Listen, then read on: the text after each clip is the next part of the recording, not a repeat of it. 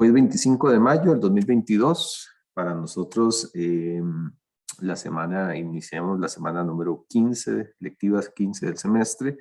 Eso significa lección número 29 de este curso de Comunicaciones Eléctricas 1. Hoy tenemos que finalizar el temita de modulación de pulsos. La vez pasada se quedó incompleto por un problema técnico mío. Faltó una pequeña parte, entonces vamos a trabajar eso y vamos a ver lo que es modulación pasabanda. Entonces eso lo cerramos. La clase pasada terminábamos con esto, estábamos hablando de codificación diferencial. No voy a ir con todos los detalles porque, bueno, parte de eso ya lo habíamos chequeado, pero que es básicamente hacer una codificación de datos. O sea, yo tengo una secuencia binaria y entonces, de manera muy sencilla, digamos, lo que se hace es que una transición denota un 0 y mientras que si no hay transición denota 1. Eso lo que hace es reducir las transiciones de la señal a enviar. Lo cual uno puede verlo, ¿verdad? Digamos, yo les decía la vez pasada, uno ve aquí los ceros, los unos, ¿verdad? Etcétera. La muestra aquí es muy pequeña como para hacer una estadística adecuada, pero aquí uno ve que tiene 1, 2, 3, 4, 5, 6 transiciones, mientras que aquí hablamos de 1, 2, 3, 4. Bueno, y 4 porque tomamos en cuenta el referencia, podría ser 3. En realidad, esta codificación lo que tiende es a reducir a la mitad la cantidad de transiciones. Si se reduce la cantidad de transiciones, se reduce el ancho de banda de la señal. Entonces, menor ancho de bandas va a ocupar la señal y eso es algo positivo, es una característica de la codificación diferencial que requiere menos ancho de banda. Es un poquito de estrategias cuando se necesita codificar la señal de alguna manera, en este caso obtener un beneficio que es menor ancho de banda. Obviamente esto conlleva compasar la señal primero por un codificador que convierta los símbolos para su transmisión y después hay que decodificar, que es un proceso de siempre, digamos. Entonces, bueno, tenemos esa característica. Y luego, por ahí esto se mencionó, pero creo que no quedó así muy full, la regeneración de... Sí, Christopher. Profe, es que a mí no o sea, yo no había entendido muy bien cómo, es que con ese diagrama no me quedó muy bien claro cómo era la transición. Bueno, eso lo expliqué la vez pasada, que es básicamente el hecho de que, como dice acá, ¿verdad? Cuando hay un 0, hay una transición. Entonces, tomamos un bit de referencia. Aquí hay que tomar en cuenta que la codificación es relativa. ¿A qué se refiere con relativa? Siempre la codificación se basa en ver el dato actual en relación al bit anterior. Por eso es que es relativo a la muestra anterior. Mientras que, digamos, esto es absoluto. ¿Qué quiere decir absoluto? Un 0 es un 0. Un 1 es un 1, ¿verdad? Entonces el nivel lógico que yo leo en el momento es el que es. Mientras que el diferencial es en relación al anterior. Entonces se toma un bit de referencia. Y cuando viene un 0, el 0 se codifica con un cambio. Entonces, el bit de referencia es un 1. Viene un 0, hay que hacer un cambio, ¿verdad? Entonces, el 0 se codifica con un cambio respecto al anterior. Entonces, el 1 se codifica aquí en un 0 para que haya un cambio. Los unos se codifican sin cambio de señal. Entonces, el bit anterior es un 0, mantengo el 0. Y eso quiere decir que al no haber cambio de uno al otro, lo que tengo es un 1. Ahora, viene un 1 en la señal original. Se vuelve a codificar sin cambio. Entonces, el 0 se mantiene en 0. Ahora, en la muestra original viene un 0. El 0 se codifica con un cambio. Entonces, lo que había antes era un 1. Entonces, ahora hacemos un cambio. Había un 0, perdón. Entonces, ahora le ponemos un 1 para codificar. adecuadamente. Ahora viene un 1. El 1 se codifica sin cambio respecto a la señal anterior. La señal anterior es un 1, entonces la actual es un 1. Mantenemos sin cambio. Un 0 se codifica con cambio, entonces antes había un 1, codificamos con un 0. No sé si ahora sí lo ves. Sí, profe, más bien muchas gracias. No, con mucho gusto. Esa es la diferencial, ¿verdad? Eso, como les decía, estadísticamente, si la cantidad de unos y ceros es aproximadamente igual, ¿verdad? Son equiprobables, eso nos lleva a una reducción del 50% de las transiciones. Entonces, a este punto, algo que se pretende es que, por lo menos cualitativamente, ustedes puedan defender muy bien, ¿verdad? Entender el concepto de que eso requiere menos ancho de banda porque son menos transiciones, ¿verdad? Pero sí deben de estar en la capacidad de poder realizar una codificación. Hay algunas preguntitas que son de estas, que se les da una secuencia, un bit de referencia, y bueno, muéstrenme la codificación, o al revés, ¿verdad? Una señal codificada, ¿cuál es la secuencia original? Esas cositas por ahí pueden venir. Ahora, una de las características que tiene la transmisión digital es que en lugar de tener amplificadores analógicos, de que simplemente tomen una señal y la amplifiquen así como viene, se habla de regeneración. ¿Qué es regeneración? Volver a generar el símbolo. Ventaja de eso, limpia la señal de ruido. O sea, si yo tengo una señal que ya viene así de ruido, ¿verdad? Que son unos y ceros y que viene full de ruido, al ser una regeneración, se genera una señal otra vez en 0, 1, 0, 1, ¿verdad? Nueva, por así decirlo. Esa es una característica de las transmisiones digitales. Una transmisión analógica de lo que tiene es un amplificador, ¿verdad? Entonces, él viene con la señal con ruido y entonces del amplificador, ¿qué hace? Mete más ruido, ¿verdad? Amplifica, pero mete más ruido, ¿verdad? Entonces me entrega una señal de niveles más altos, pero amplifica todo el ruido. Entonces es el problema de un sistema analógico, mientras que acá hablamos de regeneración, ¿verdad? Entonces, eso es una ventaja muy importante de transmisiones de pulsos digitales, en general de transmisiones digitales, ¿verdad? Para lograr esto, usualmente, pues, los regeneradores tienen ecualizadores, que no es tema de este curso el ecualizador. Sin embargo, nada más decir que es un dispositivo que trata de compensar las distorsiones del canal, básicamente, ¿verdad? Entonces, lo que hace es tratar esa compensación. Temporizar es que los pulsos se van perdiendo en el tiempo, ¿verdad? Entonces vuelve a sacar los pulsos con una referencia de reloj nueva.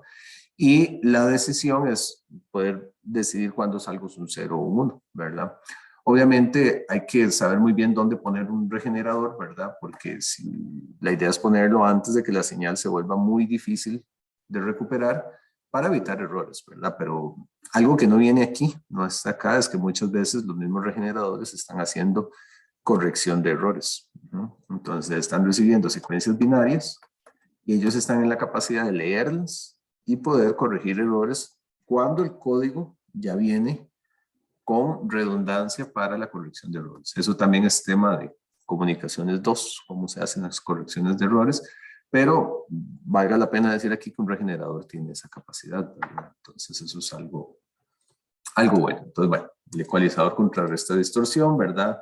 El temporizador extrae la señal de reloj, la da tiempo, ¿verdad? Y el circuito de decisión determina cuánto valen los bits. Entonces eso es por ahí importante. Y bueno, en la práctica, como les decía, siempre hay errorcillos, ¿verdad?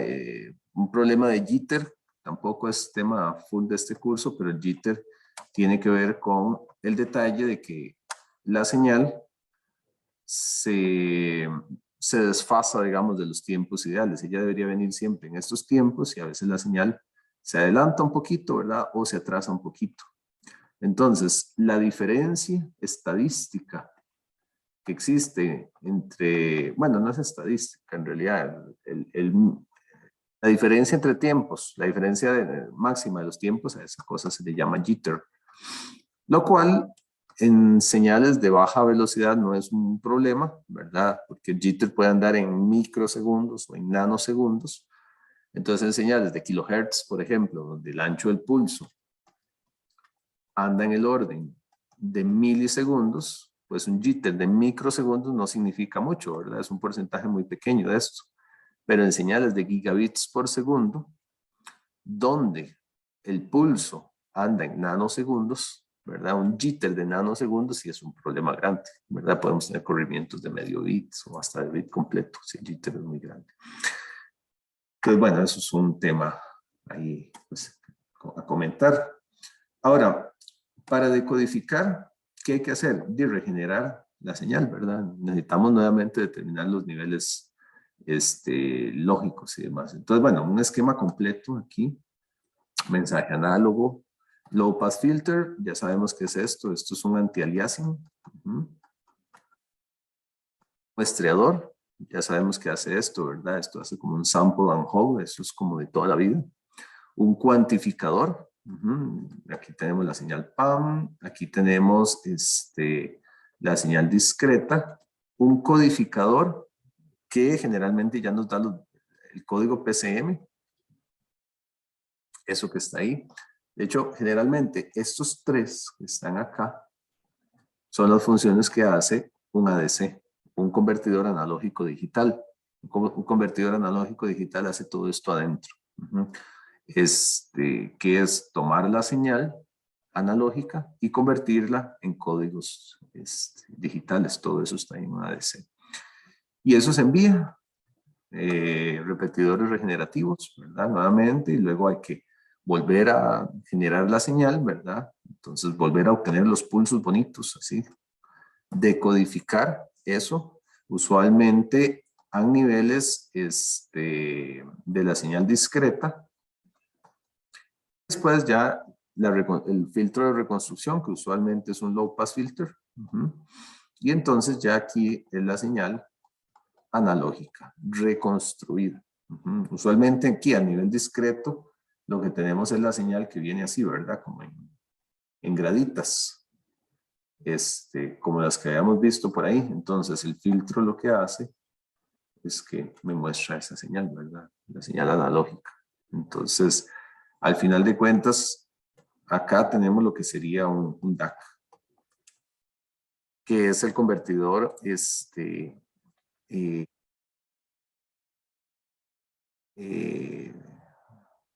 para ver, es un digital analógico, Digital Analogic Converter. Se me fue por un momento la. Ok, entonces básicamente eso es lo que se hace en los procesos de codificación, ¿verdad? Entonces, bueno, un poco aquí lo que ya les decía. El código se saca a un PAM, ¿verdad? Y discretizamos, obtenemos, aplicamos un low pass filter, ¿verdad?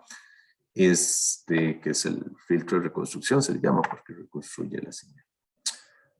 Acá un ejemplo, en clase presencial vamos a desarrollar mucho más estos. Acá vamos a ver acá un ejemplo pues representativo, pero después veremos con más detalle. La multiplexación TDM. Es muy común, digamos, nosotros estuvimos viendo TDM de pulsos analógicos, ¿verdad? O sea, de TDM en PAM.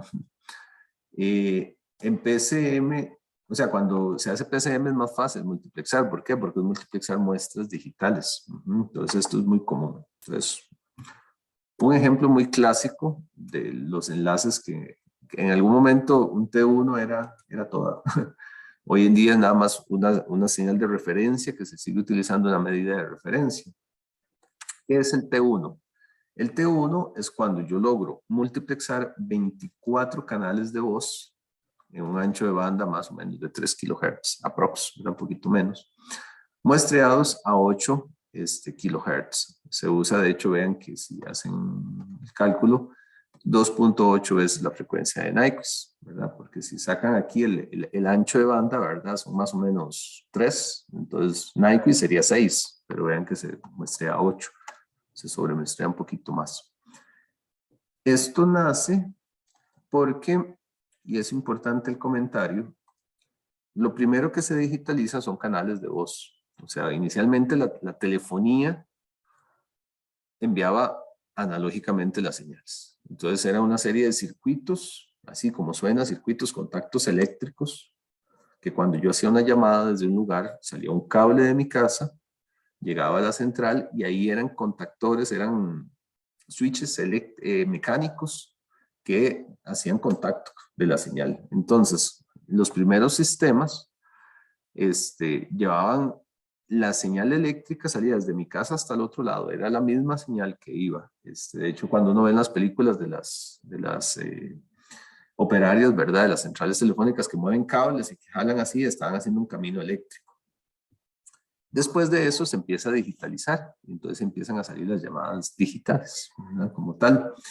Y lo que se empieza a digitalizar son canales de voz con estas características, ¿verdad? A 8 kHz, etcétera, ¿verdad? Usualmente se hacía así.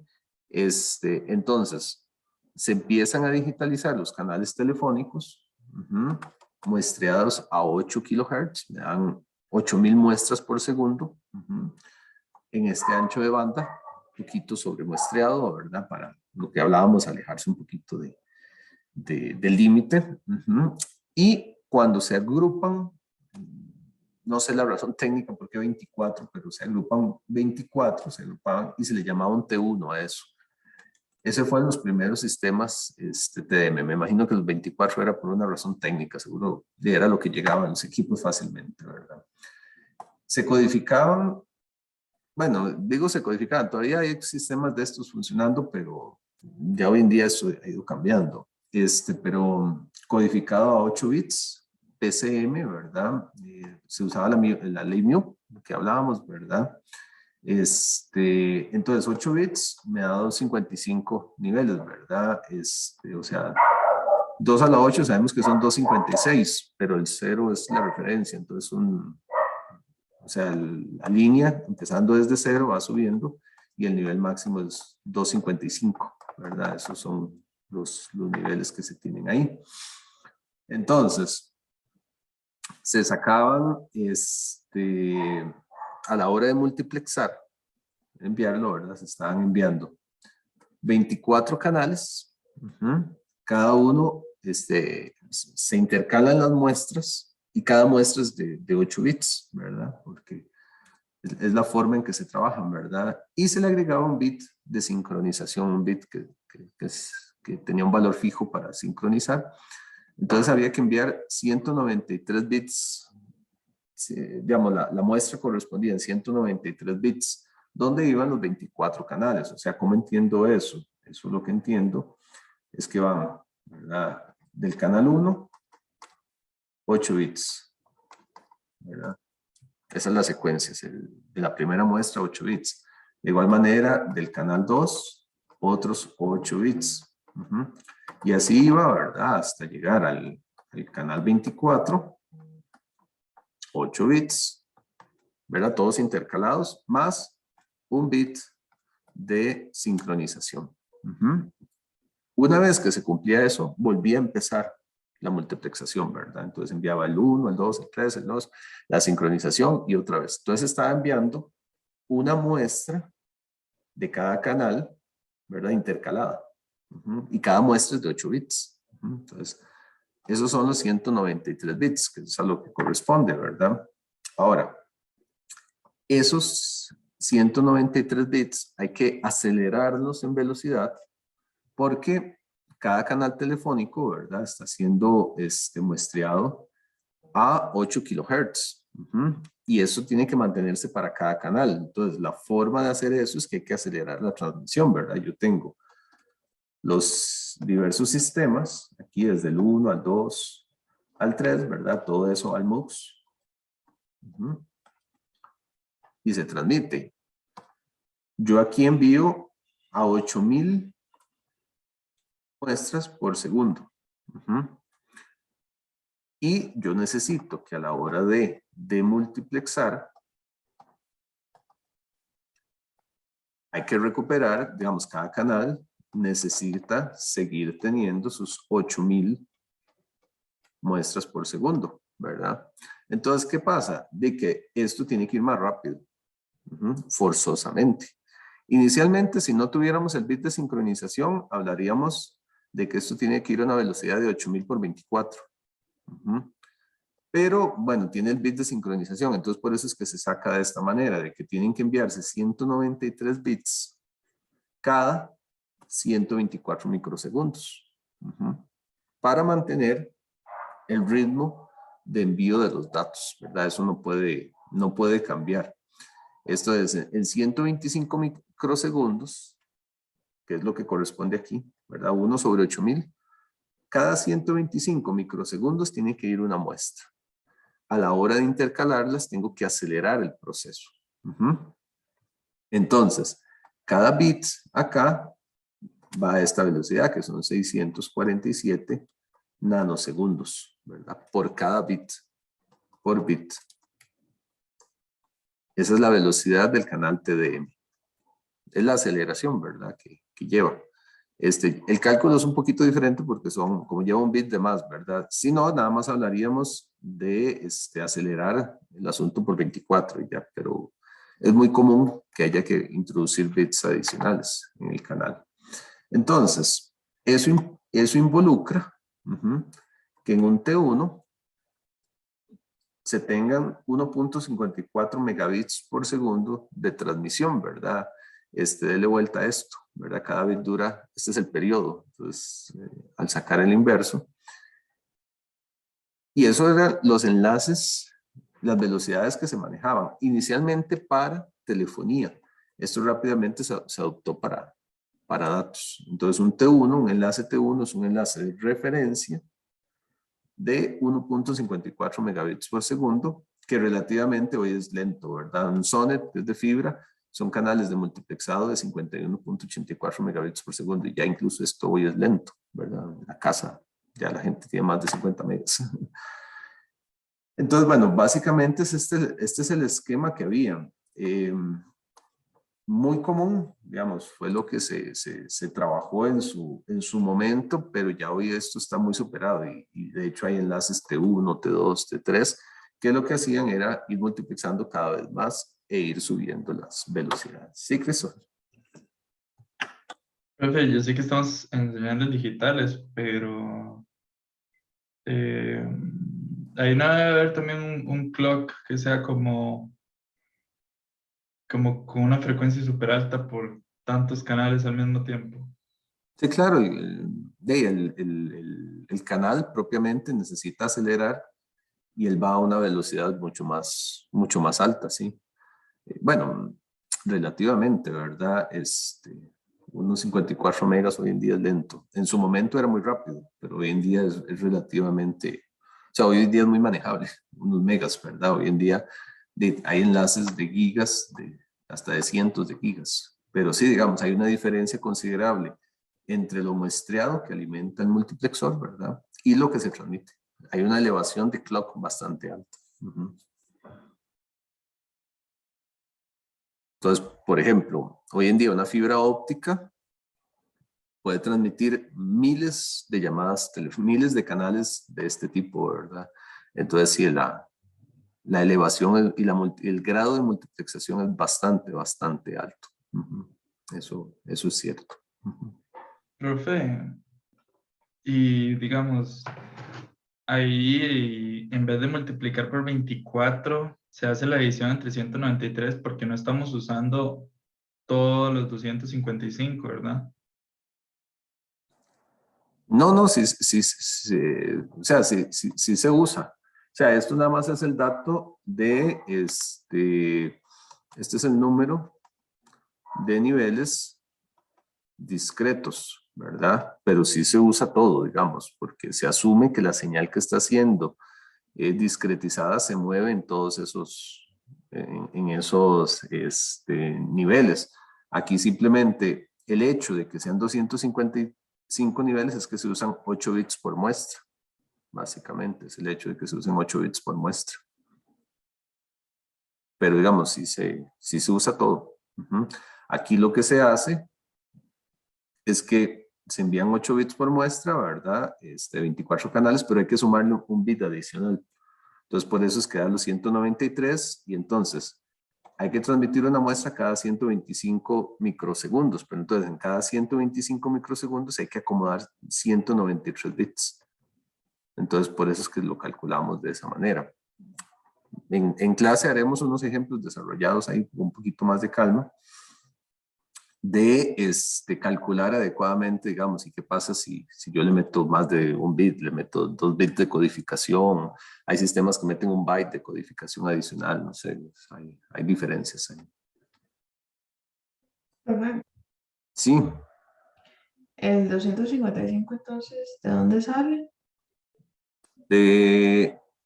es el nivel máximo que se utiliza, digamos, 2 a la 8, porque son 8 bits, entonces eso me da 256 niveles, ¿verdad? Discretos.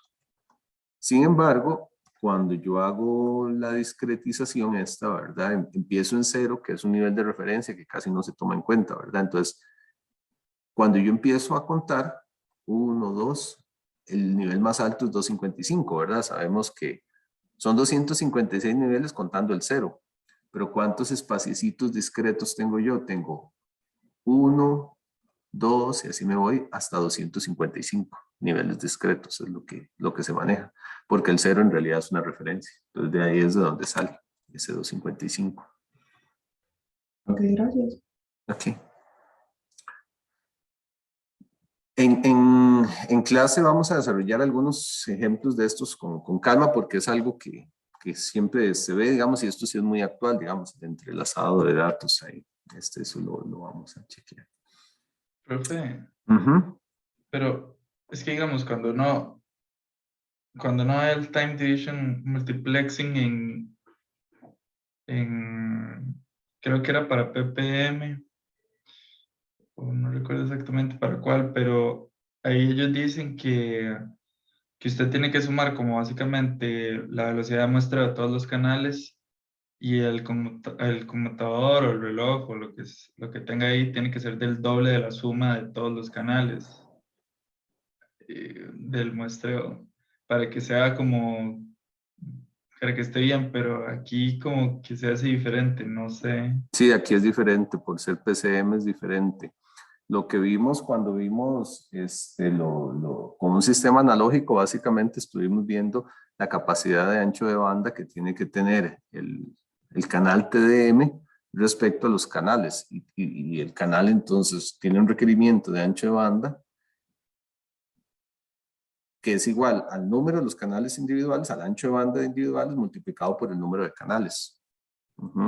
Pero aquí las muestras se están convirtiendo en muestras analógicas, que eso sí es diferente, digamos, no hay digamos, no podemos estudiar cuando vemos un PCM sobre un TDM, es diferente respecto al otro. Entonces no hay una relación absolutamente directa, es diferente, hay consideraciones diferentes. Entonces, si tratas de buscarlo, te vas a quedar con muchos cabos sueltos. Son sistemas diferentes porque uno es analógico y este ya es completamente digital. Entonces ahí sí van a haber diferencias importantes. Entonces, para tomar en cuenta. Si tratamos de empatar uno con el otro es complicado. Después podemos chequearlo cuando hagamos ejercicios de cómo sería uno digital y uno analógico, pero sí son diferentes. Entonces, para tomarlo en cuenta. ¿Ok? Y bueno, como les dije, vamos a chequear ese asunto con calma. Después vamos a ver algunos ejemplos bien claritos. Ya como para cerrar ahí, la modulación delta es una modulación ahí también que existe, que es una modulación que lo que hace, también esta es relativa, y es sobremuestrear un mensaje y simplemente enviar un mensaje basado o enviando cambios respecto al bit anterior. ¿A qué se refiere eso? Bueno, la señal se aproxima como una señal tipo escalera, ¿verdad? Niveles discretos siempre, pero básicamente se envía un bit y lo único que tiene derecho, por así decirlo, la señal discreta es a bajar o a subir un nivel respecto al anterior, únicamente. Entonces vean aquí la señal, la línea punteada, que es el mensaje MDT. Entonces la señal discreta lo que hace es comparar su valor actual con el valor de la señal analógica que viene, ¿verdad? Si es inferior, ella baja. Compara con el que sigue, es inferior, ella baja. Compara, es superior, ella sube. Es lo único que hace. Eso es una modulación delta, ¿verdad? Un delta son cambios, ¿verdad? Entonces, ella solo cuantifica en dos niveles, que son más o menos delta. Y eso se codifica con unos y ceros, donde un cero le dice a la señal, respecto a su nivel actual, baje. Un 1 respecto a su nivel actual, suba. Nada más. Eso es todo. Para hacer eso, lo que hace es sobremuestrear, pues ir más rápido en las muestras para que la señal de escalera trate de seguir a la señal real. Es una codificación muy simple. Entonces, cuando yo veo la secuencia de un sistema delta, lo único que yo tengo son ceros y unos, ¿verdad? Pero cada bit lo que quiere decir es, bueno, tengo que salir de un bit de referencia. Entonces salgo de una referencia, de un nivel determinado, y me dice, el siguiente es un 0, entonces bajo. El siguiente es un 0, bajo. El siguiente es un 1, subo. El siguiente es un 0, bajo. El siguiente es un 1, subo. El siguiente es un 1, subo. El siguiente es un 1, subo, etc. Es una codificación muy simple. Esto lo que hace es que me da un sistema codificador y decodificador sumamente sencillo. ¿Por qué? Porque no hay que estar convirtiendo las muestras, por ejemplo, tomar una muestra, esperarse 8 bits y ver cuál de los 256 niveles es, sino que simplemente es decir, sí, subo o bajo, subo o bajo. Las decisiones son muy simples. Eso sí tiene que trabajar mucho más rápido. ¿Sí, Andrés? Okay. Y ese sobremuestreo que hay que hacer, ¿a cuánto debe ser? ¿Qué sé yo? 2 veces la frecuencia de muestreo de Nyquist. No, tiene que ser más rápido, tiene que ser Más. bastante más rápido, sí. Y ya esa decisión se toma en base mucho a la señal que se tiene. Creo que por aquí venía un criterio, pero no, digamos, lo que se sabe es que se sobremuestrea y generalmente la modulación delta tiene esta característica. Hay que ajustarla mucho al tipo de señal que yo voy a llevar, ¿verdad? Entonces, por ejemplo, si es una señal que siempre varía como así, ¿verdad?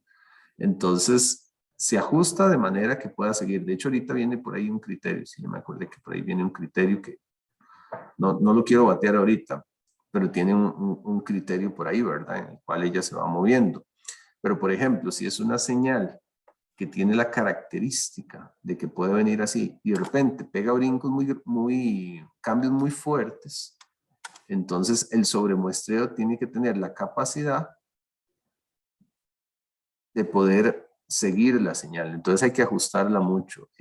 Pero lo que sí es cierto es que la frecuencia es mucho más alta que Nyquist. Bastante más alta de Nyquist. Y esa es una característica que tiene esto. Ya lo vamos a chequear y vamos a chequear un problemita que tiene esto, precisamente para ver esa parte. Aquí, bueno, muy a nivel de bloques, pero no lo vamos a ver detalladamente. Un decodificador, pues lo que hace es que recibe la señal, ¿verdad? Se codifica, ¿verdad? Y se está comparando siempre con la muestra anterior. Por eso es que aquí se muestra un delay, ¿verdad? Y se compara con la muestra anterior para poder tomar la salida actual, decidir si va para arriba o para abajo. Pero bueno, esta parte no lo ya vemos con mucho detalle. Es un acercamiento muy simple. Y bueno, aproxima la señal como una derivada de la entrada para ir viendo los cambios.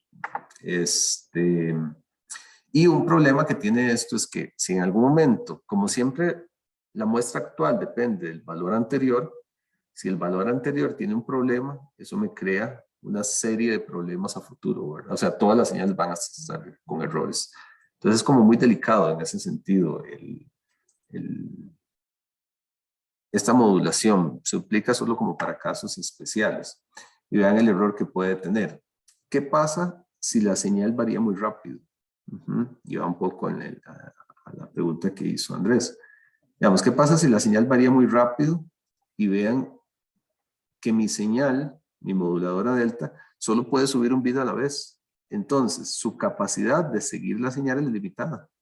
Vean aquí lo que pasó. La señal real varió muy rápido. Y entonces mi señal delta, ella iba tan rápido como podía. Simplemente la muestra que sigue siempre es mayor que la anterior. Entonces tiene que ir subiendo.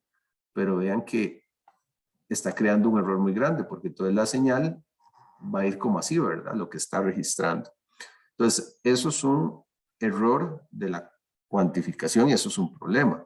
Otro problema que tiene es que si la señal es constante, el cuantificador nunca me da señales constantes. Siempre tiene que decirme si sube o si baja, ¿verdad? Entonces, nivel actual es un 0. El que sigue es más alto, entonces le pongo un 1. El que sigue es más bajo, ¿verdad? Entonces, estoy aquí en bajo. El que sigue es más alto, codifico como un 1.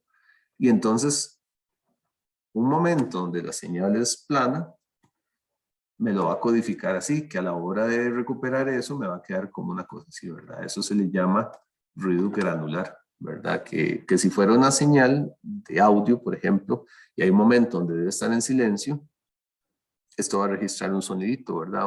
Como va para arriba y para abajo, crea más o menos una señal y crea un ruidito, hay un tono, ¿verdad? Que está ahí. Y eso es un problema de esta modulación, ¿verdad? Entonces, lo que se dice, y aquí viene el criterio un poquito para trabajar eso, es que el delta sobre el TS, ¿verdad? Que es la pendiente al final de cuentas, ¿verdad? La altura, esto sobre esto, porque TS es el periodo del bit, ¿verdad? El tamaño del bit. Esta pendiente que registra la señal delta debe ser mayor o igual que el máximo de la derivada de la señal para que la pueda seguir, ¿verdad? Porque vean que aquí está la derivada. Entonces, yo necesito que la derivada que me genera mi señal sea mayor o igual que esto para que la pueda seguir. Ese es el criterio, digamos, que se sigue, ¿verdad? Entonces, esto se sigue. Hay algunos ejercicios por ahí que toman este criterio que está por ahí. Entonces,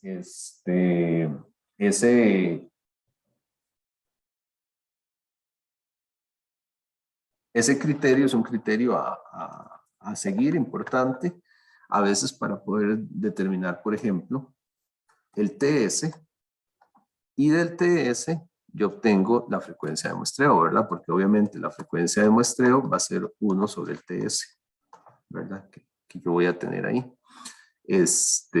Entonces, de ahí sale, digamos, el criterio.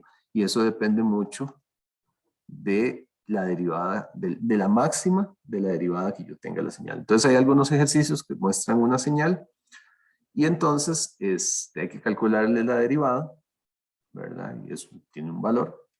Y se sabe que se trabaja con un tamaño del paso determinado, ¿verdad? Con una altura determinada. Entonces, a partir de ahí yo despejo TS y puedo determinar la frecuencia de muestreo que tiene que tener la señal. Pero vea que va mucho en función de la máxima pendiente que tenga la señal. Y eso, entonces hay que ajustarlo para cada tipo de señal. Entonces, una modulación como muy particular que se puede aplicar para señales muy específicas. Digamos, yo no puedo pretender tener un modulador delta y le voy a aplicar absolutamente cualquier señal. ¿Por qué? Porque de repente le aplico una señal que tiene una derivada muy alta y me va a dar problemas, ¿verdad? Eso es un detalle que está ahí. Generalmente esto es como para aplicaciones muy específicas, señales que usualmente varíen lento. Por ejemplo, en un sensor, yo tengo un sensor de temperatura de algo, ¿verdad? Usualmente la temperatura varía lentamente. Difícilmente una temperatura varía de 5 grados a 30 grados en 5 segundos, ¿verdad? Eso no suele pasar. Sino que varía muy lento. Entonces le puedo poner algo así. Ventaja de este sistema. El circuito es demasiado simple. ¿Por qué? Porque la codificación es sencilla, ¿verdad? Simplemente usted tiene una referencia y simplemente los bits los interpreto como sube o baja respecto al valor anterior. Entonces eso tiene un ahorro en energía al tener un hardware más sencillo respecto a otros sistemas. Lo que hay que estar haciendo generalmente es enviando la referencia cada cierto tiempo. Se envía la referencia para que si hubo un error, eliminar el error, ¿verdad? Y volver a empezar. Eso es algo que están haciendo. Luego está, bueno, lo del ruido granular, ¿verdad? Que si el paso es muy grande, eso me da problemas. Y y tenemos aquí cosas, ¿verdad? Un paso muy grande sirve para tener lo que se llama un rango dinámico grande, o sea, que pueda abarcar señales muy grandes. Pero un paso pequeño, ¿verdad? Es bueno para representaciones más finas, ¿verdad? Todo eso es un detalle. Sí, Christopher. Profe, nada más ahí que me genera como duda, si uno tuviera un seno de MDT, ¿cómo usa esa fórmula que está ahí, digamos? Esto que está aquí, Sí, esa relación. si usted tiene, si tuviera digamos, si MDT fuera una función seno de omega de t, ¿verdad? Y tiene que hacer la derivada de MDT, ¿verdad? De t y encontrar el máximo de esa derivada. Entonces, seno, coseno, es un coseno, ¿verdad? Un omega, coseno de omega de t, ¿verdad? Y el máximo es cuando el coseno es 1. En algún momento es 1, ¿verdad? Entonces sería igual a omega, en ese caso, el valor máximo de la derivada. Entonces ahí tendrías que delta sobre ts tiene que ser mayor o igual que omega. Entonces así es como lo utilizarías. Buscas el máximo de la función, después te queda un coseno y el valor máximo de un coseno es 1. Entonces te queda así. Y si hay una amplitud, hay que multiplicar por esa amplitud, ¿verdad? Si fuera 5 seno, el 5 se mantiene, entonces sería 5 omega, por ejemplo. Ah, Así ok, es. profe, gracias. Ok. Y bueno, aquí viene ya un resumencito de todo, ¿verdad? De qué es el muestreo, la cuantización, el teorema de muestreo, dicho ahí, la modulación analógica de pulsos, ¿verdad? PAM, ppm, etcétera. Modulación digital de pulsos y bueno, en realidad es un resumencito ahí nada más y con eso cerramos este tema en particular. Y esto es modulación de pulsos. Vean que la modulación de pulsos está basada en transmitir pulsos, ¿verdad? Como tal. Lo que sigue, que vamos a empezar en un momento, es cómo transmitir información digital, pero con portadoras de onda continua. La modulación de pulsos es adecuada básicamente para líneas, generalmente para transmitir casi siempre en cables, porque transmitir pulsos de este tipo, así cuadraditos, en el aire presenta muchos problemas, pues se contamina demasiado el ruido de la señal. Entonces se buscan otras alternativas. Modulación de pulsos casi siempre es para transmitir en medios guiados, en cables, comunicaciones entre chips, etc. El siguiente tema que vamos a ver es ya la transmisión a largas distancias y generalmente de manera inalámbrica. La modulación de pulsos es muy útil, se usa mucho, pero está limitada generalmente en usos a eso del estilo. ¿Ok? Entonces, bueno, y hagamos la pausita para descontaminarnos un poquito de la pantalla. Bueno, al menos yo sí. Y lo que venimos a ver, entonces va a ser la modulación, lo que se llama pasabanda, que es ya la modulación para transmisión a largas distancias, generalmente de manera inalámbrica, utilizando una portadora de onda continua. Ok, entonces ya casi seguimos. Ok, vamos a ver empezar a ver el temita de modulación digital pasabanda, que es un tema, digamos, relevante. Así muy de entrada, se trata de enviar datos binarios en ondas continuas, ¿verdad? Entonces vamos a chequear eso. Pues bueno, aquí un poquito de las cosas que vamos a ver acá. Vamos a empezar por lo que se llama, bueno, primero una introducción muy rápida, ¿verdad? Lo que les decía en banda base, ¿verdad? Transmisión de pulsos digitales sin modulación de onda continua, ¿verdad? Ahí la prioridad es la interferencia entre símbolos. En inglés se le llama intersymbol interference. El ruido no es tan relevante, entonces veíamos mucho el asunto de la integridad del pulso. En pasabanda, que esta sí es lo que vamos a ver ahora, el ruido es prioritario sobre esa parte. La transmisión involucra pues cambiar amplitud, fase o frecuencia, eso se le llama keying, que lo vamos a ver en los nombres de algunas modulaciones que están ahí. Y pues básicamente tenemos tres casos, ASK, PSK y FSK, que son casos especiales de AM, PM y FM. Vamos a ver que el concepto se agarra fácil, por así decirlo. Donde se comparten características como que FSK y PSK tienen envolvente constante, como en AM, ¿verdad? Que es lo que los hace un sistema muy preferido. Ok, primero, antes de iniciar, esto está en el hiking, es algo que se usa comúnmente, es hablar de lo que se llama el filtro acoplado. Que el filtro acoplado es algo que se utiliza para detectar pulsos discretos. Resulta que cuando yo voy a enviar un pulso discreto, ¿verdad? Siempre es posible suponer, ¿verdad?, que se conoce la forma del pulso a recibir, ¿verdad? En el caso binario son dos opciones, 1 o 0. O sea, cuando yo detecto señales, yo digo, bueno, yo sé que mi señal es binaria, por decir algo, ¿verdad? Por ejemplo, en una codificación NRZ, entonces mi señal es así. Usualmente acá hay un momento, ¿verdad?, que define este tiempo del bit que está ahí. Y yo sé que en ese tiempo del bit voy a recibir una de dos cosas. O voy a recibir un 1 o voy a recibir un 0. Y esa es la forma, ¿verdad?, de la señal. Y lo que hay que detectar es eso, un 1 o un 0.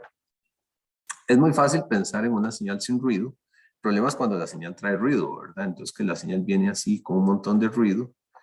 Y entonces en la detección me puede dar problemas. Entonces, ¿cómo detectar esto? Entonces hay un concepto que es de filtro acoplado. Y vamos a chequearlo ahorita. Entonces, el detalle es que yo sí puedo suponer el tipo de señal que me va a llegar, ¿verdad? Dependiendo de la codificación, puede ser que me esté llegando señales así, ¿verdad? Como habíamos visto. Pero uno conoce las opciones, ¿verdad? Entonces, la detección de señal generalmente se modela como una señal, un ruido que se agrega, entonces tenemos la señal más ruido, y luego le aplicamos un filtro. De momento hemos usado de manera muy genérica, muy en el aire, el término como filtro de reconstrucción, pero es un filtro que me sirve, digamos, para ver la señal. Y luego eso hay que muestrearlo en un instante de tiempo. Las señales, digamos, cuando nosotros lo analizamos, uno dice, ah, sí, la señal viene ahí distorsionada, pero más o menos uno logra ver, ¿verdad? Y uno dice, así, sí, aquí viene la señal, y entonces uno a puro ojo dice, sí, esto es un 1, ¿verdad? Y esto es un 0. Bueno, un sistema electrónico no tiene ojo para poder ver la señal. Sería muy caro ponerse a analizar toda la señal, ¿verdad? Para reconstruirlo y poder determinar, así, eso es un 1, un 0. ¿Qué hace un sistema digital? Toma una muestra, nada más. En el instante de tiempo que corresponde al bit, él dice, bueno, si aquí es el instante del bit, por eso es tan importante la sincronización para poder saber cuándo inicia y cuándo termina un bit, cuál es el tiempo del bit. Y él toma una muestra, nada más. Inicialmente, yo creo que en algún momento yo se los mencioné, uno dice, ah, sí, hay un threshold, ¿verdad? Un nivel de decisión. Y simplemente, si yo tomo una muestra y está arriba del nivel de decisión, es un 1, y si está abajo, ¿verdad? Es un 0. Más o menos. Eso es como un acercamiento intuitivo muy simple de eso. Pero lo que sí es cierto, absolutamente cierto, es que se toma una muestra, nada más. O sea, tomo una muestra. No tengo chance de estar tomando múltiples muestras porque eso encarece mucho el sistema. Entonces ahí es muy útil ese filtro que yo le aplico a la señal para poder determinarlo. Y esto vamos a ver que aplica incluso, digamos, ahorita has visto el concepto a nivel de pulsos pasabanda, ¿verdad? Pulsos nada más, perdón, modulación de pulsos, pero va a aplicar igual para pasabanda. Y es un concepto que se va a seguir utilizando. Entonces, introducimos el problema, ¿verdad? De que está la adición de ruido blanco gaussiano, se lo agregamos, ¿verdad? Entonces el detector tiene un X de T que es G de T más W de T,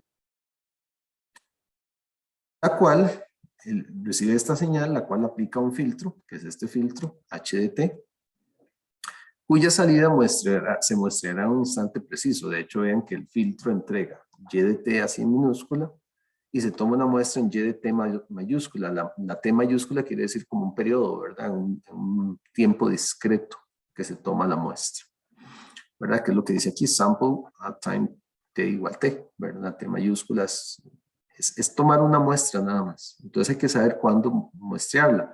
Pero resulta que este filtro que yo le aplico, la idea es que sea un filtro que me ayude a que esta muestra se maximice. Yo recibo una señal esperada. Por ejemplo, que sea un filtro para detectar unos. O se minimice cuando es un 0, ¿verdad? Entonces, o sea, si el filtro es para detectar unos y llega un 1, quiero un valor máximo. Pero si llega un 0 y el filtro es para detectar unos, que más bien se vaya abajo, ¿verdad? O puede ser al revés, puedo tener un filtro para detectar ceros y entonces que cuando yo leo la señal se maximice, ¿verdad? Cuando llega un 0, el filtro para detectar ceros me dé un máximo y si llega un 1, más bien me dé un mínimo. Esa es la idea que se está persiguiendo detrás de eso, ¿verdad? Entonces, se persigue que la muestra Y de T, con T mayúscula, sea máxima cuando G de T, este G de T, corresponde a la forma esperada y mínima si no lo es. Lo pensamos inicialmente en sistemas binarios con dos símbolos, unos y ceros, entonces la posibilidad es eso, unos y ceros, ¿verdad? Entonces, la idea es que si llega un 1, el filtro si llega un 1 y el filtro es para detectar unos, tengo una respuesta máxima. Pero si el filtro es para detectar unos y llega un 0, más bien me da una respuesta mínima. Entonces yo tengo el chance de discernir claramente si lo que llegó fue un 1 o un 0. Gracias a este filtro, que este es el filtro acoplado. En inglés, esto se le llama un matched filter. Debí agregarle eso ahí. Entre paréntesis, agregarle básicamente ahí es importante, digamos. Entonces, vamos a hacer un acercamiento más intuitivo. Si ustedes ven, el hiking viene con un desarrollo matemático que es bastante extenso. No vamos a entrar ahí en esa extensión, sino nos vamos a quedar un poco más intuitivo. Pero se explica muy bien. O sea, ¿cómo lograr lo anterior en el caso de presencia de ruido, verdad? Si yo tengo ruido, bueno. Vean que Y de T, que es a la salida del filtro, el filtro tiene una función de transferencia H de T. Ay, mira, esto lo dejé mal. Aquí tuve, lo dejé mal, es que antes no lo estábamos viendo y lo puse mal. ¿Qué dejé mal? Que sabemos que en el tiempo, ¿verdad? Lo que tenemos es símbolos. Estuve pensando. Tenemos una convolución, ¿verdad? Tenemos una convolución en el tiempo. Yo le puse multiplicación. Mi error. Voy a corregir eso, ¿verdad? O sea, eso sabemos de sistemas, ¿verdad? Sabemos que y de t, cuando yo le aplico la señal x de t, en el tiempo es una convolución, ¿verdad? Eso es conocido. O sea, yo tengo un x de t y es una convolución con h de t. Que por eso es que nos pasamos a frecuencia, porque tenemos que y de f es igual a un x de f con una multiplicación nada más con el h de f. ¿Verdad? Es el motivo por el cual nos pasamos a frecuencia, porque las operaciones son más sencillas. El resultado que puse sí está bien, pero aquí el desarrollo les di vuelta. Qué chapa. Mis disculpas. Bueno, voy a corregir eso, pero entonces, no importa, avancemos, lleguemos al resultado. Entonces, todo esto es al revés. Todo esto es al revés, lo puse al revés. ¿Cuál es el detalle? Vámonos aquí un segundito más, más adelante. Bueno, aquí se vería, ¿verdad? Digamos, si yo tengo esas convoluciones aquí, con el ruido, digamos, cuando yo lo veo en frecuencia, sustituyen esto por multiplicaciones, ¿verdad? Voy a tener multiplicaciones aquí de las señales.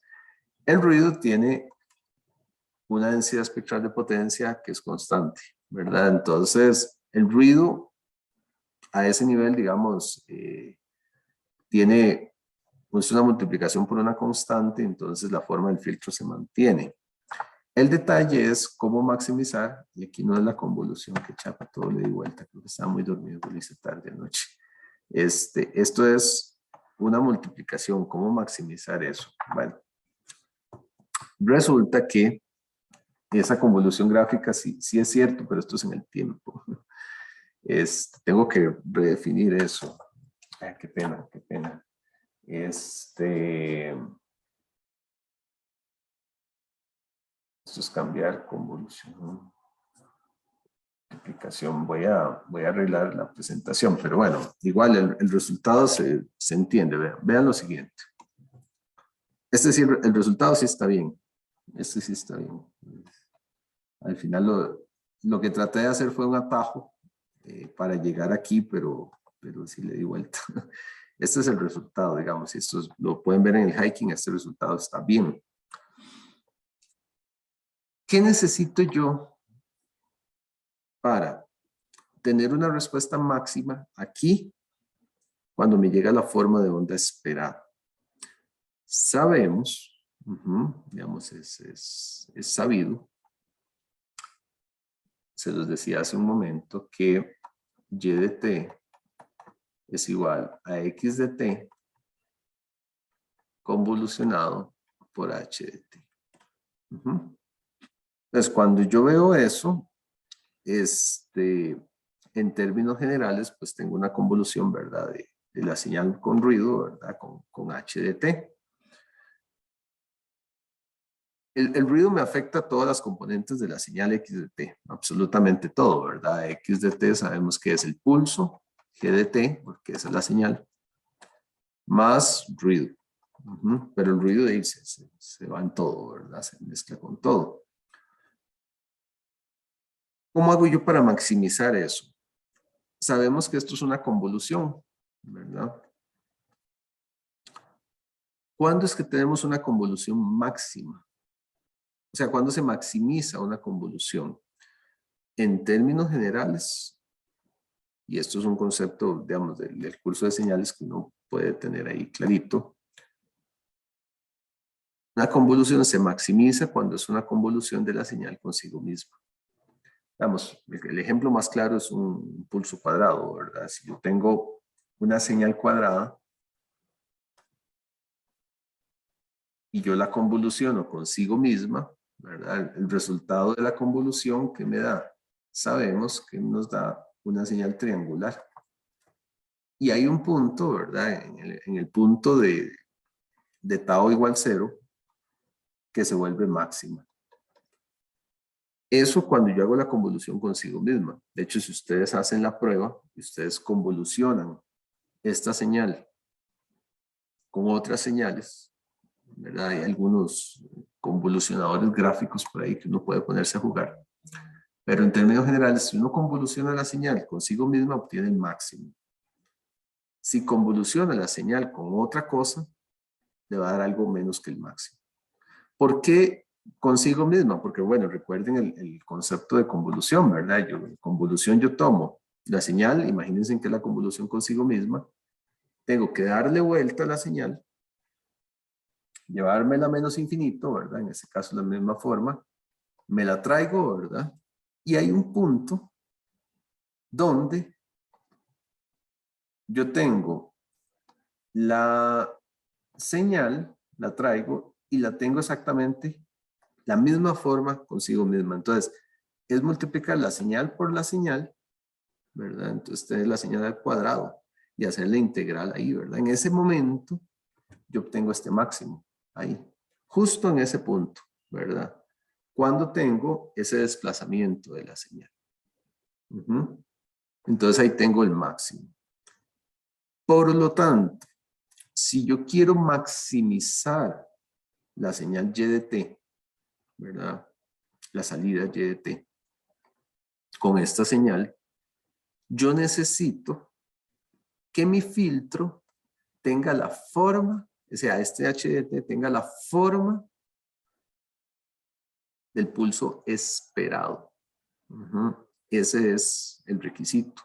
Entonces, ¿qué es lo que necesito? Lo que estoy diciendo es que h de t, o sea, el filtro, debe tener la forma de la señal. Pero para que sea adecuadamente y pensando, digamos, las señales casi siempre son simétricas, pero pensando incluso en una señal asimétrica, de una vez le doy vuelta, ¿verdad? Entonces vean que en lugar de poner un g de t, se utiliza un g de menos t. ¿Por qué?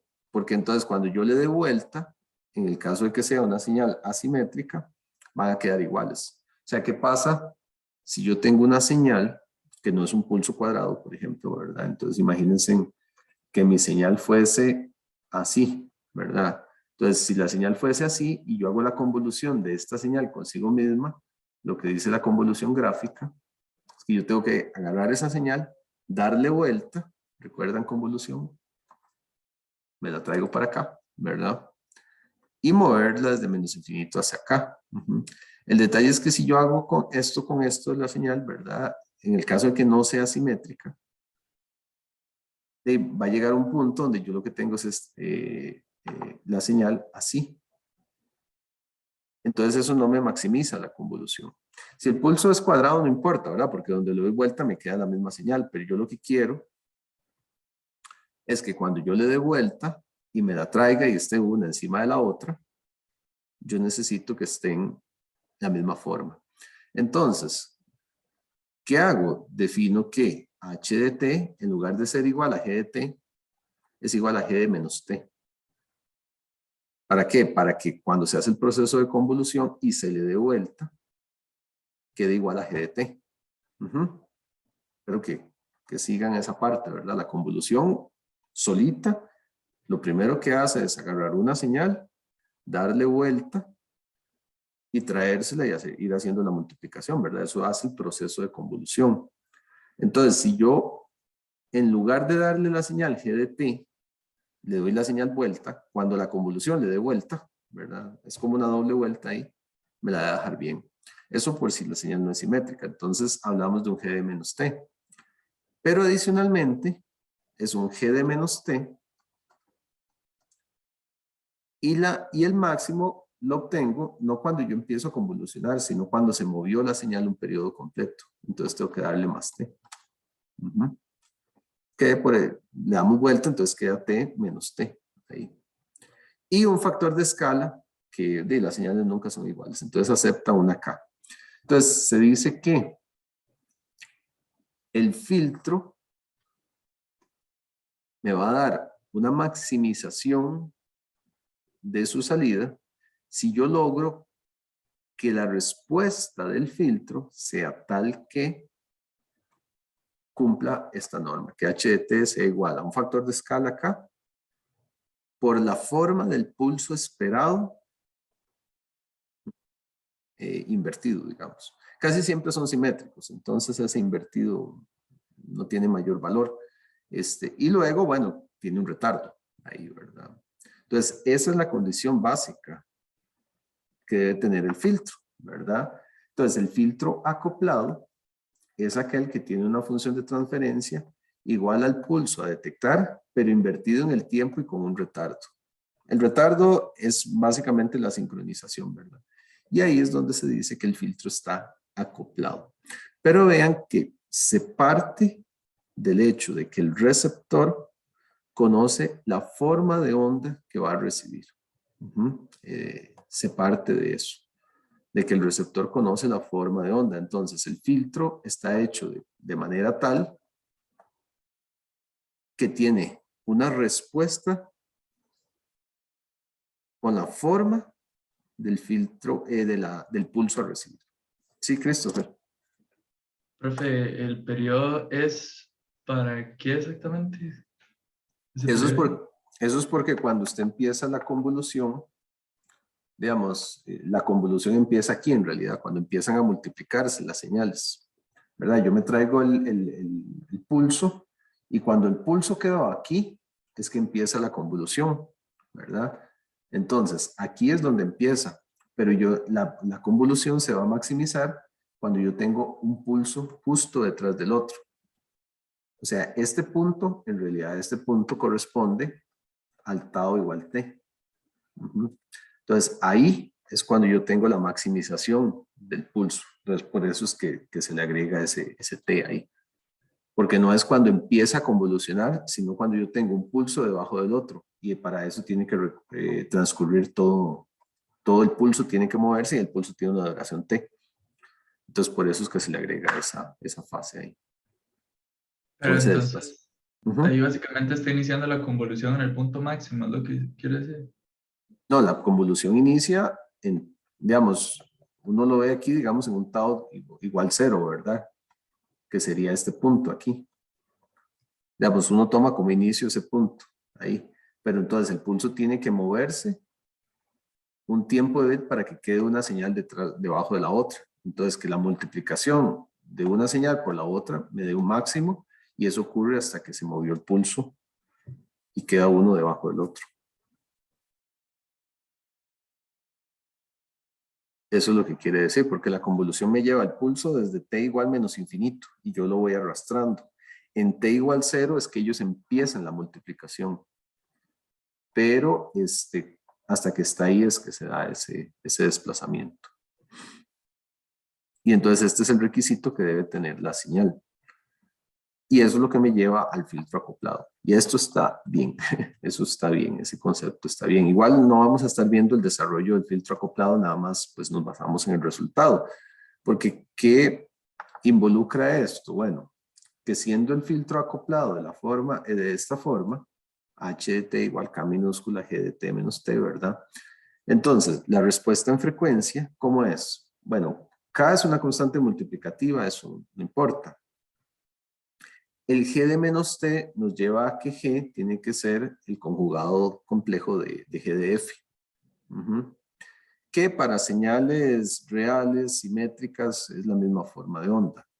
Y el t es simplemente una fase que está ahí, ¿verdad? Entonces, el filtro acoplado lo que hace es que tiene la virtud de que permite que una señal contaminada con ruido puede detectarse satisfactoriamente, ¿verdad? Si se conoce bien el momento en que se debe muestrear. Y de hecho, digamos, esta cita es aquí de Ujio, que me gustó, que viene de Wikipedia, ¿verdad? Que dice que lo que ocurre es que cuando viene la señal,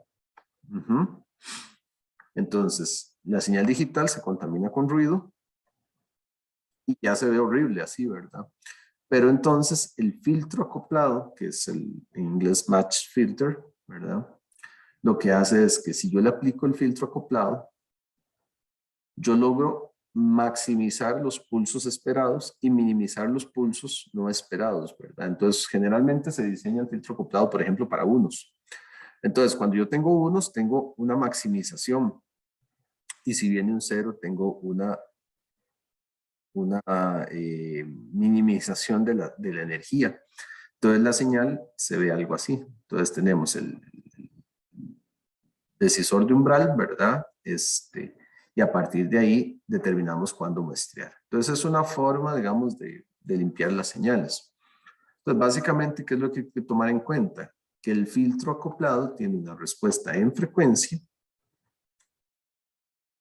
que tiene en general la forma de onda.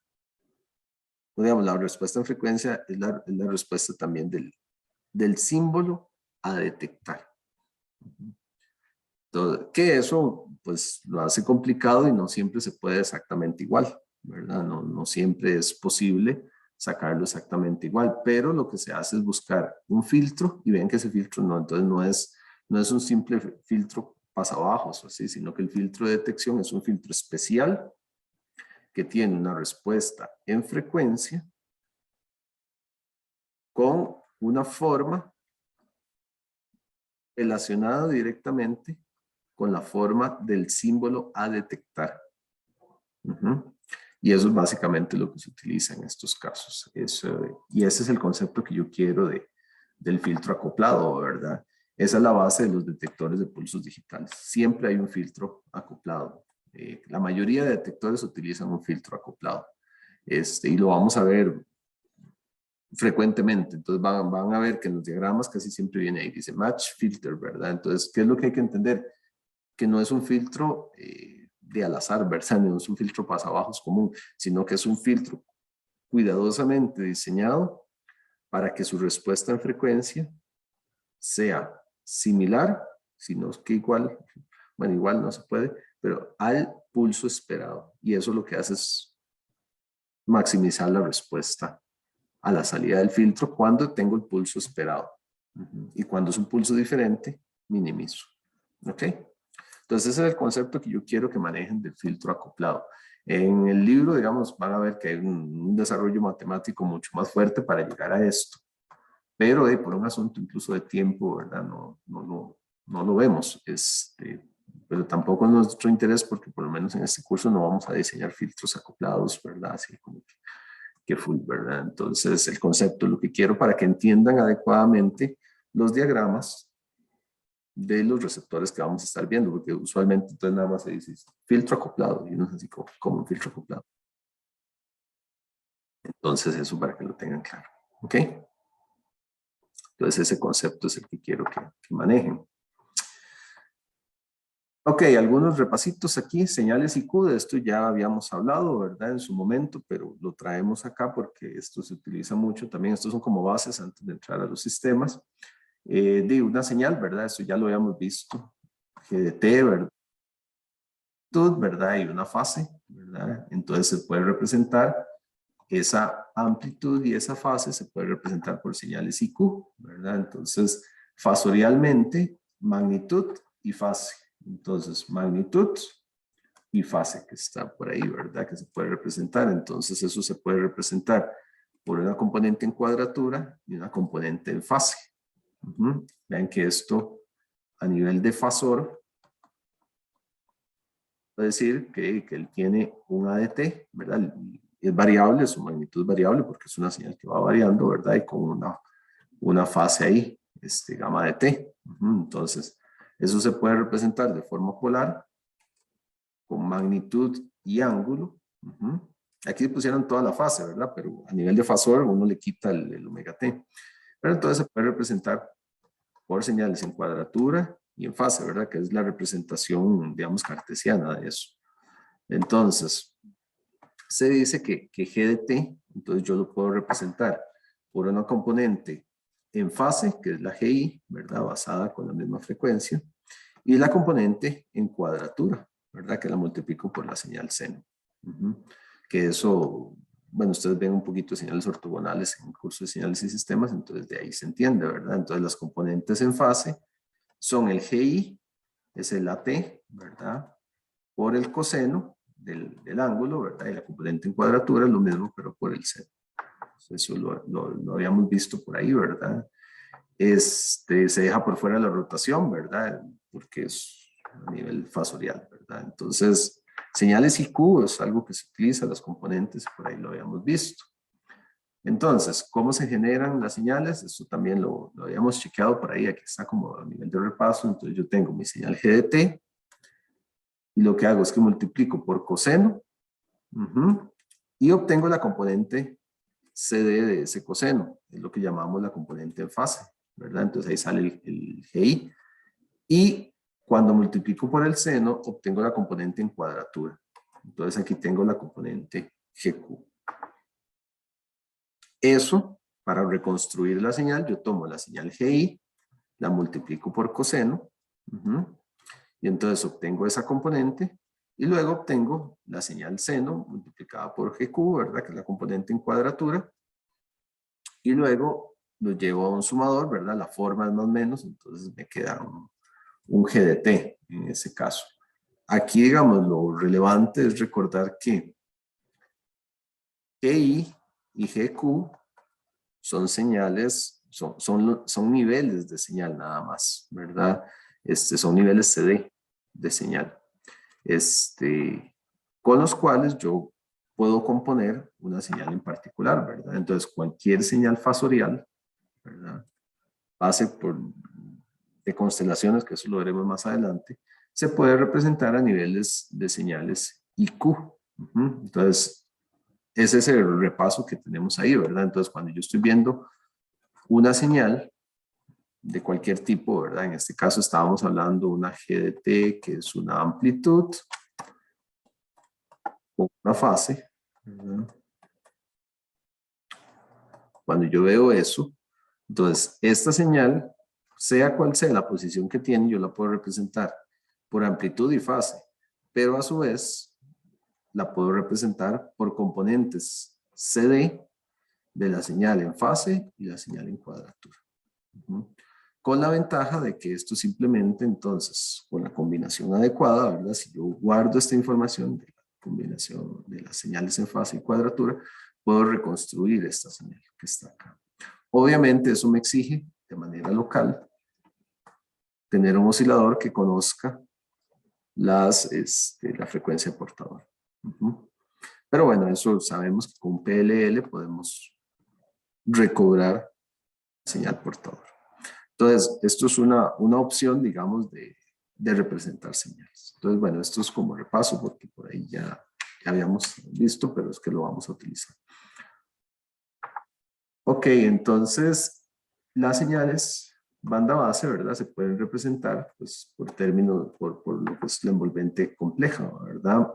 Entonces, la señal banda base se puede construir, ¿verdad? A partir de los componentes en fase y en cuadratura.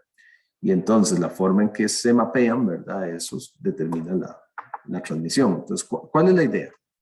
Voy a hablar un poquito aquí, ver cómo utilizamos esto.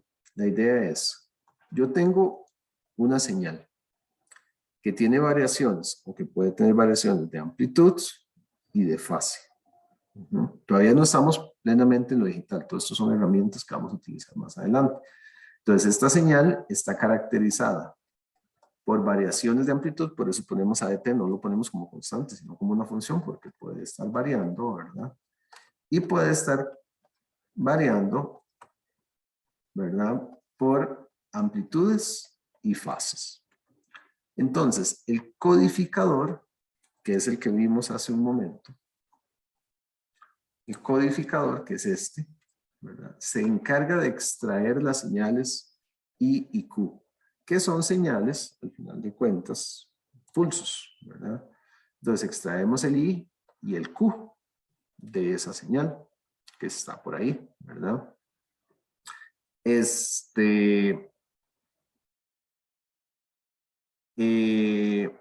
Y podemos transmitir nada más la información de las señales I y Q que representan símbolos de señal, ¿verdad? Entonces, cuando yo necesito, digamos, la información viene codificada, entonces aquí me están llegando, bueno, aquí se llaman GI, ¿verdad? Las señales GI, vienen las señales GQ, entonces yo tengo acá, envío por un lado las I, envío por las Q, multiplico, ¿verdad? Uno por seno y otro por coseno, y puedo tener la señal a enviar. Entonces, es una forma alternativa muy utilizada de que en lugar de yo estar enviando la señal como la señal analógica que es, porque ya lo es así, yo extraigo sus componentes en fase y en cuadratura y con eso estoy codificando las señales y estoy generando señales. Y esto va a ser muy útil, o es muy útil para generar señales de forma más sencilla. Y es algo que se utiliza mucho, los generadores IQ. De hecho, ustedes lo pueden ver, por ejemplo, MATLAB tiene generadores de señales IQ, entonces es algo que se utiliza bastante. Lo vamos a estar utilizando más adelante. Y vamos a ver la aplicación. Ahorita es nada más como recordar, la aplicación la veremos más adelante. En el sistema digital, bueno, usamos un modelo de canal, que es una señal que se transmite, se atenúa, impregna de ruido, ¿verdad? Se consideran señales AWGN, ¿verdad? Con ruido blanco, aditivo gaussiano, ¿verdad? Con canales lineales, con suficiente ancho de banda, eso no nos vamos a preocupar mucho, vamos a suponer que tenemos suficiente ancho de banda, ¿verdad? Para enviar la señal sin distorsión, y vamos a considerar solo distorsiones por ruido, ¿verdad? Que tiene media cero y una densidad espectral en sub 0 medios. Entonces, el modelo del canal a utilizar es este. Entonces, viene el canal, viene la señal, ¿verdad? Y el canal me entrega esto, ¿verdad? Entonces, tenemos señal más ruido. Nada del otro mundo. Y el modelo básico de recepción, ¿verdad? Que vamos a utilizar es que el receptor toma la señal, vamos a suponer sin distorsión, ¿verdad? Y viene con ruido, la señal más ruido. Este filtro es nada más para dejar la señal en sus componentes, ¿verdad? Entonces, tenemos la señal más ruido por acá, ¿verdad? Y nos dedicamos a obtener las señales IQ, ¿verdad? Entonces las señales se pasan por lo que se llama un down converter, ¿verdad? Para poder obtener las componentes. Entonces, bueno, el modelo tiene etapas de amplificación para recuperar señales y otras cosas, ¿verdad? Que generalmente no vemos por ahí. Se decodifica la señal, ¿verdad? Y bueno, se sube sincronía, y la detección puede ser coherente o no coherente. Esos son los supuestos que vamos a ver después. Entonces, ¿cuál es el modelo básico de recepción? De que viene la señal, ¿verdad? Cuando yo recibo la señal, me dedico a obtener las componentes I y Q de señales, pues según el modelo que vimos hace un rato, ¿verdad? Entonces obtenemos la señal I, y bueno, hay una parte con ruido, y la señal Q y una parte con ruido, y a partir de ahí generamos el mensaje. Hasta el momento este modelo no nos dice mucho, yo sé. Simplemente es que es el modelo que vamos a utilizar, digamos, todos los modelos van a utilizar esta base, y lo iremos viendo para los casos específicos. Entonces, básicamente es para presentar el modelo y justificar lo que vamos a utilizar más adelante. Entonces, el modelo transmisor-receptor, ¿en qué consiste? El modelo transmisor-receptor, lo que hace es básicamente que puede andar así, ¿verdad? Bueno, esto es lo que estábamos viendo del receptor, ¿verdad? Pero entonces, puede ser que use, a veces solo usa la componente en fase, ¿verdad? Puede realizar detección no coherente, de hecho vamos a ver esos casos, lo cual implica osciladores para tratar de encontrar las señales. Y algunos receptores no están enganchados con la señal, entonces hay una manera de tratar de adivinar, digamos, la sincronía. Y entonces esto, digamos, algo que nos dice es que en pasabanda la comunicación es mucho más variada respecto a banda base. En banda base todo es más simple. En pasabanda es bastante más, hay más variedades. Entonces, ¿qué podemos tener? Podemos tener señales sincronizadas, señales no sincronizadas, manera de trabajarlo con señales IQ, etcétera. Entonces, las técnicas aquí se vuelven casi que exponenciales, eso es bastante amplio. Y vamos a estarlos aterrizando para cada modelo. Cerremos acá presentando, digamos, los modelos básicos, entender rápidamente, por lo menos de manera simple, digamos, cómo es la codificación. Hay 3 codificaciones básicas. King quiere decir codificación acá, es la forma en que lo entendemos en español. Primer modelo, ASK, Amplitude Shift King, esto es codificación por cambios de amplitud. Son modulaciones basadas en CWM, Continuous Wave Modulation, ¿verdad? Entonces, ¿cuál es la idea? Tener una portadora, eso es importante, ¿verdad? Son sistemas que llevan portadoras y le variamos la amplitud. Entonces, de manera muy sencilla, si es 0, le variamos la amplitud, le ponemos un 0. Y si es 1, es esto. Es como muy sencillo. No hay portadora, es un 0. Hay portadora, es un 1, ¿verdad? Portadora es un 0, hay portadora es un 1. Muy sencillo. FSK, codificación por cambios de frecuencia. Entonces, si hay un 0, esta es una posibilidad, frecuencia más baja. Si hay un 1, frecuencia más alta. Totalmente binario. IPSK, Phase Shift King, hay una fase con un 0 y otra fase con un 1. Usualmente aquí lo vemos muy sencillo, 0 grados y con un 1, 180 grados. Cambiamos la fase. Ven aquí el cambio abrupto, cambio de fase. Estos son 3 métodos que son básicamente versiones digitales de lo que ya habíamos visto. ¿Por qué? Porque lo único que se hace es ponerle una moduladora digital a lo que ya teníamos, ¿verdad? Y estos son los métodos básicos. De hecho, vean este es el BPSK, Binary Phase Shift King. Este es como un ejemplo de entrada que se utiliza mucho, ¿verdad? Entonces, vean, datos binarios, ceros y unos, ¿verdad? Entonces, simplemente, la moduladora es 1 y menos 1. ¿Qué pasa si yo multiplico esta moduladora por una portadora? Entonces, cuando multiplico por 1, obtengo la señal en fase. Y cuando multiplico por menos 1, tengo 180 grados, ¿verdad? Entonces, la moduladora se describe simplemente por la portadora, ¿verdad? El carrier, que sería este, y la señal. Este GI es esta, ¿lo ven? Entonces, cuando es 1, se mantiene el coseno, y cuando es menos 1, el menos es el 180 grados, ¿verdad? Entonces, el símbolo 1 se ve así, y el símbolo 0 tiene un negativo, ¿verdad?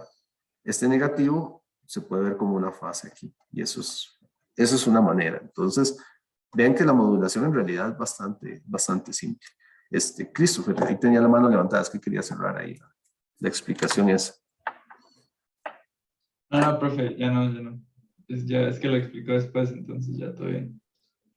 Ok, entonces vean que esto que tenemos acá es básicamente la base, digamos, que vamos a estar utilizando para las modulaciones digitales. Las modulaciones digitales, de hecho, véanlo acá.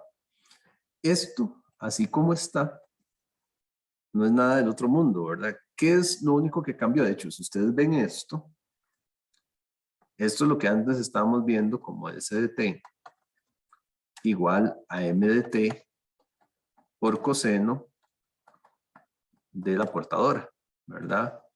¿Cuál es la diferencia? Que MDT es discreto. Tiene valores de 1 y de menos 1.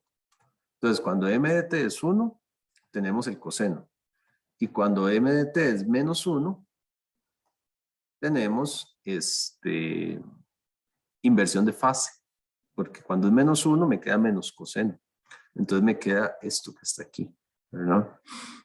De hecho, vean que este BPSK yo lo puedo generar perfectamente con un DSB-SC,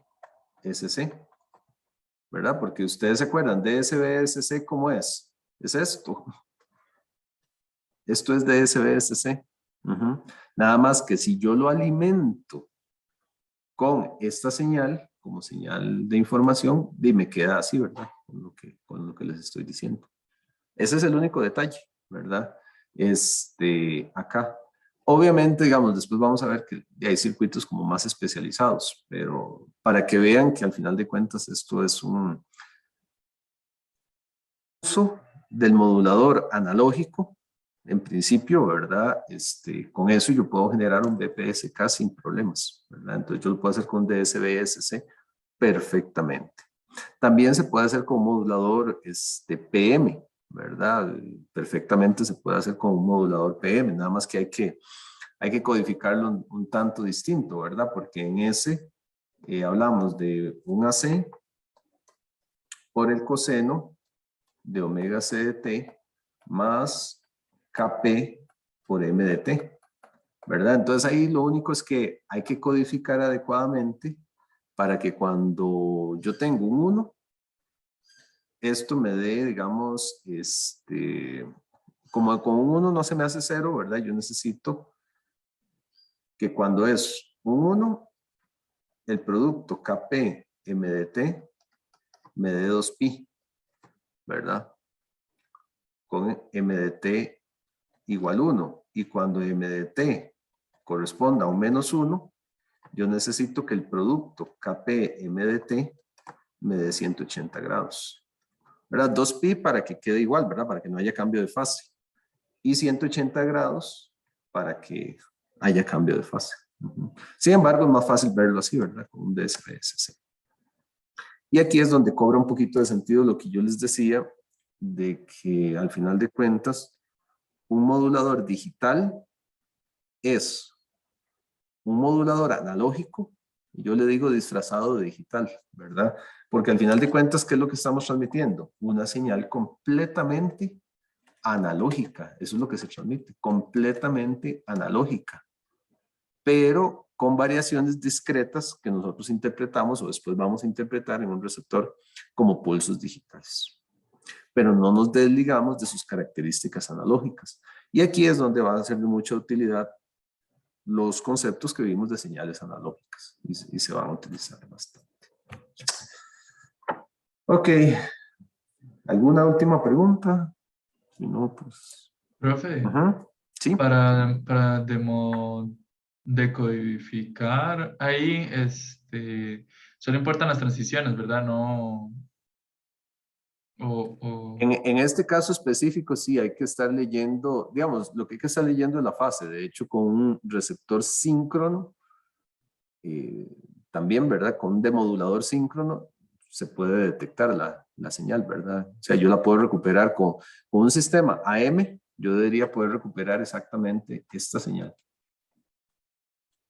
Porque lo que hace es revisar si está en fase o en contrafase.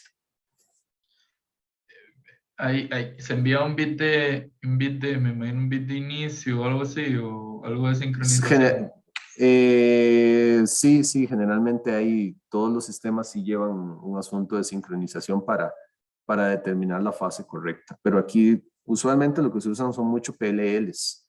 Entonces, hay un punto donde, como vos decís, se envía como un bit de inicio para leer la fase correcta y después poder determinar los cambios de fase en un sistema como este. Sí, correcto.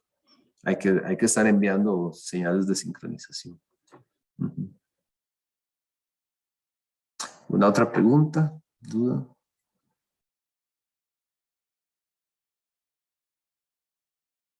Bien. El jueves tenemos clase presencial. Vamos a ver ejercicios. Ya podemos ver algunos ejercicios ahí bonitos ya de sistemas digitales y demás. Y de hoy en 8 ya cerramos con esta parte y después nos quedará hacer práctica ya de lo que veamos de hoy en 8 básicamente. Pero ahí podemos cubrir bastante. Entonces, cerramos acá. Tengo ahí los pendientes, ahí les estoy avisando. Entonces, de que estén muy bien, que la pasen bonito y nos hablamos el jueves. Gracias, profe. Gracias a ustedes, que estén muy bien. Hasta luego. Buen día. Hasta luego, profe, gracias. Gracias, profe. Bueno, hasta luego. Hasta luego, profe, prueba. Hasta luego, pura vida.